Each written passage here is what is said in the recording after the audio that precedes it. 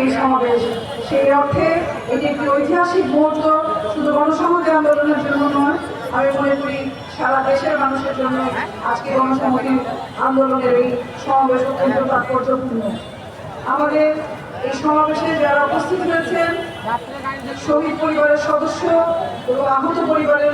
আহতরা, তাদের সকলকে গণসংহতি আন্দোলনের পক্ষ থেকে সশস্ত্র সালাম জানাই। যারা উপস্থিত হতে পারেন নাই তাদেরকেও আমরা বিশেষভাবে স্মরণ করি।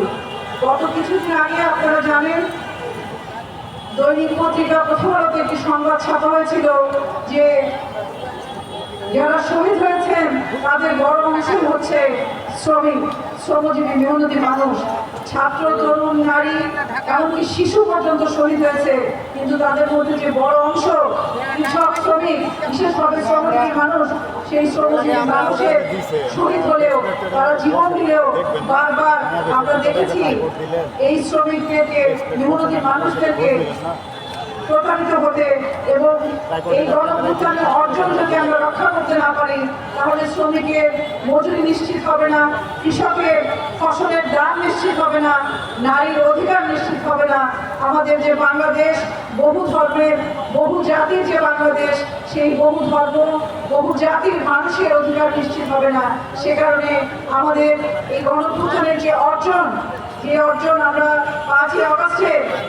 গণঅভ্যুত্থানের মধ্য দিয়ে পেয়েছি, সেই অর্জনকে ধরে রাখাই এবং সেই অর্জনকে নিয়ে বাংলাদেশকে নতুনভাবে নির্মাণ করা, সেই নির্মাণের লড়াইকে অব্যাহত রাখাই আমাদের বর্তমান সময়ের কাজ বলে আমি মনে করি। সংগ্রামী বন্ধুরা, আপনারা জানেন যে বর্তমান সময়ে এক বছরে এসে আমরা যখন এক বছর আগেকে দেখি এবং বর্তমানকে বোঝার চেষ্টা করি, তখন আমরা দুঃখের সাথে লক্ষ্য করি অনেকে এই জুলাই অভ্যুত্থানের কাণ্ডারিকে, এক দফার কাণ্ডারিকে এইসব নিয়ে তর্ক বিতর্ক জুড়ে দিয়েছে। আমরা স্পষ্টভাবে মনে করি জুলাই এর মধ্য দিয়ে ফ্যাসিবাদ বিরোধী যে আন্দোলন, সেই আন্দোলন তীব্রতা পেয়েছিল, সে আন্দোলন একটা নতুন পরিণতি পেয়েছিল এবং ফ্যাসিবাদী শাসকরা বাংলাদেশ থেকে পালিয়ে যেতে বাধ্য হয়েছে। কিন্তু ফ্যাসিবাদের বিরুদ্ধে যে আন্দোলন, গণতন্ত্রের জন্য যে আন্দোলন, মত প্রকাশের জন্য যে আন্দোলন, সেই আন্দোলন বাংলাদেশের রাজনৈতিক দলগুলো, বিশেষ করে গণসংহতি আন্দোলন, গণতন্ত্র মঞ্চ থেকে শুরু করে বিরোধী রাজনৈতিক দল, বিএনপি সহ বিভিন্ন রাজনৈতিক দল গত 15 বছর ধরে করেছে। ফলে এই লড়াই কারো একার লড়াই নয়, এই লড়াইয়ের যে অর্জন, সেই অর্জন আমাদের সবার, এবং সেই অর্জনকে সাথে নিয়ে নতুন বাংলাদেশে শ্রমিক, কৃষক, মেহনতি মানুষ, নারী, পুরুষ,